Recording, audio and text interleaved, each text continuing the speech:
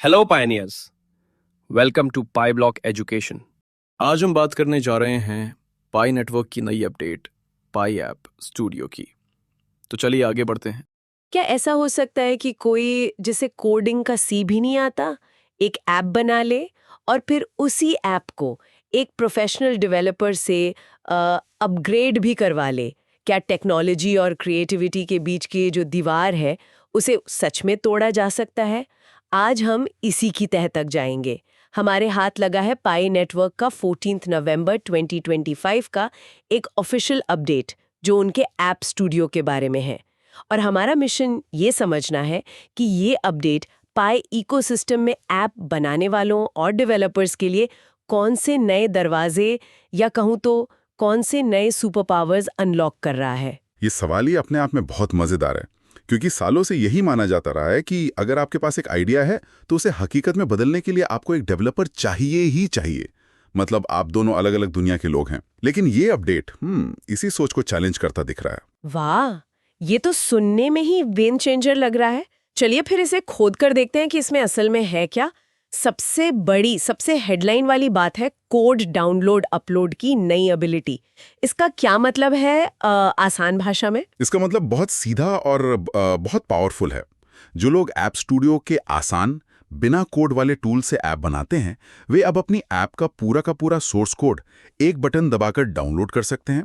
फिर उस कोड को अपने कंप्यूटर पर मतलब लोकली एडिट कर सकते हैं और फिर उस बदले हुए बेहतर वर्जन को वापस ऐप स्टूडियो में अपलोड कर सकते हैं। ओके, तो ये सिर्फ एक टेक्निकल फीचर नहीं है, ये तो दो अलग अलग दुनियाओं को जोड़ने वाला एक पुल बन गया। लेकिन ये किसके लिए है?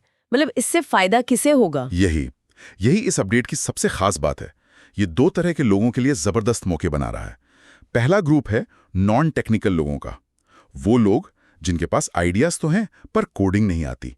और दूसरा ग्रुप है प्रोफेशनल डेवलपर्स का, जो कोड में ही जीते हैं। ठीक है, तो पहले नॉन टेक लोगों की बात करते हैं। मान लीजिए मेरे पास एक कमाल का आइडिया है पर मुझे कोड लिखना नहीं आता। मेरे लिए ये कैसे काम करेगा? सोचिए, ये एक तरह की रसोई है। पहले आपके पास सिर्फ एक माइक्रोवेव था जिसमें आप पहले से बने बनाए टेम्पलेट्स को गर्म करके एक डिश बना सकते थे। अब इस अपडेट के बाद आप उस माइक्रोवेव से बनी डिश को बाहर निकाल सकते हैं, उसे एक प्रोफेशनल शेफ को दे सकते हैं जो उसमें अपने मसाले और तड़का लगाएगा, और फिर आप उस बेहतरीन डिश को वापस माइक्रोवेव वाली दुनिया में यानी ऐप स्टूडियो में अपलोड कर सकते हैं। कमाल का उदाहरण है। मतलब मैं अपने आइडिया का एक बेसिक ढांचा खुद तैयार कर सकती हूँ और फिर किसी एक्सपर्ट की मदद से उसमें वो खास फीचर्स डलवा सकती हूँ जो टेम्पलेट में नहीं थे। इससे तो क्रिएटिविटी की कोई लिमिट ही नहीं रही। बिल्कुल, आपका आइडिया अब टेम्पलेट्स का मोहताज नहीं रहा। आप शुरुआत कर सकते हैं और फिर किसी के साथ मिलकर उसे किसी भी लेवल तक ले जा सकते हैं। ये तो नॉन टेक लोगों के लिए बहुत अच्छा है। लेकिन जो पहले से ही प्रो डेवलपर्स हैं, वे इस आसान टूल का इस्तेमाल क्यों करेंगे? उनके लिए इसमें क्या खास है? उनके पास तो पहले से बड़ी बड़ी कोडिंग की बंदूकें हैं। बहुत अच्छा सवाल है। उनके लिए ये स्पीड और एफिशिएंसी का मामला है। किसी भी ऐप को बनाने में असली कोड लिखने के अलावा भी बहुत सारे काम होते हैं, जैसे पाई के साथ इंटीग्रेशन करना, सर्वर सेटअप करना, डिप्लॉयमेंट प्रोसेस को संभालना। ये सब बहुत टाइम लेते हैं। ऐप स्टूडियो इन सभी कामों को ऑटोमेट कर देता है। तो एक प्रो डेवलपर ऐप स्टूडियो का इस्तेमाल तेजी से एक प्रोटोटाइप यानी एक कच्चा पक्का ढांचा बनाने के लिए कर सकता है। मतलब वो महीनों का काम हफ्तों में कर सकते हैं। कुछ हद तक वे एक बेसिक ऐप बना के कोड एक्सपोर्ट कर सकते हैं और फिर अपना पूरा ध्यान और समय ऐप के यूनिक फीचर्स बनाने में लगा सकते हैं, ना कि उस बोरिंग सेटअप प्रोसेस में। इसे ऐसे समझिए कि एक आर्किटेक्ट को अब खुद ईंटें बनाने की जरूरत नहीं। वो बनी बनाई ईंटों से तेजी से दीवार खड़ी करके अपना समय बिल्डिंग के शानदार डिजाइन पर लगा सकता है। और इतना ही नहीं, अगर उनके पास पहले से कोई ऐप कोड है तो वे उसे भी ऐप स्टूडियो में इंपोर्ट करके इसके आसान डिप्लॉयमेंट का फायदा उठा सकते हैं। लेकिन क्या इससे कंफ्यूजन नहीं बढ़ेगा? मतलब एक नॉन टेकी इंसान और एक प्रो डेवलपर एक ही कोड पर काम कर रहे हैं, गलतियां होने का खतरा तो ज्यादा होगा ना? ये एक वैलिड पॉइंट है। इसमें कोऑर्डिनेशन की जरूरत तो होगी, लेकिन ये फीचर इसी भरोसे पर बना है कि दोनों अपनी अपनी ताकत का इस्तेमाल करेंगे। नॉन टेक्निकल क्रिएटर विजन देगा और बेसिक स्ट्रक्चर बनाएगा, और डेवलपर उस विजन को टेक्निकल परफेक्शन देगा। स्रोत में एआई असिस्टेड टूल्स का भी जिक्र है, जो शायद भविष्य में इसी तालमेल को और आसान बनाने में मदद करें। असल में इसे ही हाइब्रिड डेवलपमेंट वर्कफ्लो कहते हैं। ये सुनने में बड़ा टेक्निकल लगता है, पर इसका मतलब सीधा सा है, अब बिना कोड वाले और कोड वाले दोनों रास्ते एक साथ काम कर सकते हैं। वाह, ये तो नॉन डेवलपर्स के लिए एक सुपर पावर जैसा है। लेकिन सिर्फ एक शानदार ऐप बनाना ही काफी नहीं है, उसे मैनेज करना भी एक सरदर्द हो सकता है, खासकर जब आपके पास कई आइडिया हों। क्या इस अपडेट में उसके लिए भी कुछ सोचा गया है? बिल्कुल। और यहीं से ये अपडेट सिर्फ एक फीचर ना होकर एक पूरा इकोसिस्टम अपग्रेड बन जाता है। उन्होंने सबसे पहले कोड की दीवार गिराई, लेकिन फिर उन्हें एहसास हुआ कि अगर किसी को 100 ईंटें दे दी जाएं, तो उसे उन्हें रखने के लिए एक टूल बॉक्स भी चाहिए होगा। इसीलिए उन्होंने मैनेजमेंट के लिए कई छोटे छोटे लेकिन जरूरी औजार दिए हैं। टूल बॉक्स, मुझे ये शब्द पसंद आया। तो क्या है इस टूल बॉक्स में? सबसे पहले हर ऐप के लिए एक नया मैनेजमेंट पेज है। यहां से ऐप बनाने वाले अपनी ऐप के लिए एक प्रीव्यू इमेज यानी एक कवर फोटो अपलोड कर सकते हैं। इससे पाई ब्राउजर में उनकी ऐप ज्यादा आकर्षक दिखेगी और लोगों का ध्यान खींचेगी। पहले सभी ऐप्स एक जैसी दिखती थी, अब आप अपनी ऐप को एक पहचान दे सकते हैं। ये तो बहुत बेसिक लेकिन जरूरी चीज है, जैसे किसी किताब का कवर होता है। और क्या है? इसी पेज से वे अपनी ऐप का लिंक सीधे फायरसाइड फोरम में शेयर कर सकते हैं। फायरसाइड फोरम पाई कम्युनिटी का एक डिस्कशन प्लेटफॉर्म है। तो अब आप सिर्फ ऐप बनाकर बैठ नहीं जाएंगे, बल्कि उसे सही ऑडियंस तक पहुंचाने का एक जरिया भी आपके हाथ में होगा। और मैंने सुना है कि एक बहुत ही जरूरी बटन भी जोड़ा गया है, डिलीट बटन। हाँ, ये सुनने में बहुत छोटी बात लगती है, लेकिन क्रिएटर्स के लिए ये बहुत बड़ी राहत है। पहले आप कोई ऐप बना लेते थे तो वो हमेशा के लिए आपके डैशबोर्ड पर रहती थी, भले ही वो एक अधूरा एक्सपेरिमेंट की क्यों ना हो। अब अगर कोई प्रोजेक्ट काम नहीं कर रहा या आप उस पर आगे काम नहीं करना चाहते, तो आप उसे हटाकर अपना वर्कस्पेस साफ सुथरा रख सकते हैं। एक साफ सुथरा वर्कस्पेस ही नए आइडियाज को जन्म देता है। मैं पूरी तरह से सहमत हूँ। एक भरा हुआ डेस्कटॉप या वर्कस्पेस क्रिएटिविटी का सबसे बड़ा दुश्मन होता है। ये सारे मैनेजमेंट टूल तो बहुत अच्छे हैं, लेकिन क्या ये काफी हैं? क्योंकि मैंने पढ़ा है कि उन्होंने ऐप बनाने की लिमिट भी बढ़ा दी है। सही पकड़ा आपने। पहले एक क्रिएटर सिर्फ 10 ऐप्स बना सकता था, अब ये लिमिट बढ़ाकर 100 कर दी गई है। 100 ऐप्स, ये तो बहुत ज्यादा है।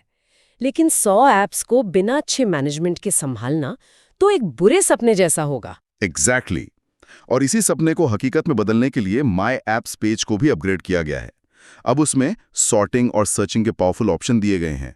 आप अपनी 100 ऐप्स को नाम से या बनाई जाने की तारीख से सॉर्ट कर सकते हैं, या फिर सर्च बार में नाम टाइप करके किसी भी ऐप को सेकंडों में ढूंढ सकते हैं। हर ऐप के आगे एक ड्रॉप डाउन मेन्यू भी है, जहां से आप सीधे उसका नाम बदल सकते हैं, उसे मैनेज कर सकते हैं या डिलीट कर सकते हैं। ये सब मिलकर बड़ी संख्या में ऐप्स को मैनेज करना बच्चों का खेल बना देते हैं। तो ये सब एक दूसरे से जुड़ा हुआ है। ज्यादा ऐप्स बनाने की आजादी दी तो साथ में उसे संभालने की ताकत भी दे दी।